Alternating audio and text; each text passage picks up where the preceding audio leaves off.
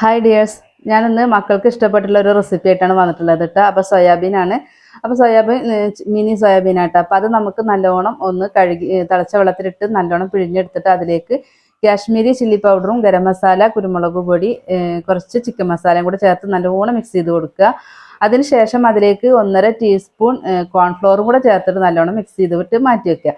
എന്നിട്ടൊരു പാൻ വെച്ചിട്ട് അതിലേക്ക് ഞാനിത് ഒരു കുറച്ച് കറിവേപ്പില ഒന്ന് വറുത്തെടുക്കുന്നുണ്ട്. നിങ്ങൾക്ക് മുളക് വേണമെങ്കിൽ മുളകും കൂടെ ഒന്ന് വറുത്തെടുക്കാം കേട്ടോ. അത് വറുത്ത് മാറ്റിയതിന് ശേഷം അതിലേക്ക് നമുക്ക് മസാല പുരട്ടി വെച്ചിട്ടുള്ള സോയാബീൻ ഉണ്ടല്ലോ, അത് ചേർത്തിട്ട് ഇതുപോലെ ഒന്ന് വറുത്ത് കോരി എടുക്കുക കേട്ടോ. അപ്പോൾ ഇതിൻ്റെ പുറമേ നല്ല മുരുമുരാന്നുണ്ടാവും, അതുപോലെ ഉള്ളിൽ നല്ല സോഫ്റ്റ് ആയിട്ടാണ് കേട്ടോ. അപ്പോൾ മക്കൾക്ക് നമുക്ക് സ്കൂൾക്ക് ഇതുപോലെ ലഞ്ച് ബോക്സിൽ ലഞ്ചിൻ്റെ കൂടെ കഴിക്കാനോ അതല്ലെങ്കിൽ സ്നാക്സ് ബോക്സിലായാലും അവർക്കിത് ഇഷ്ടമാവും കേട്ടോ. സോയാബീൻ അല്ലേ, മക്കൾക്ക് സോയാബീനൊക്കെ ഒത്തിരി ഇഷ്ടമാണല്ലോ.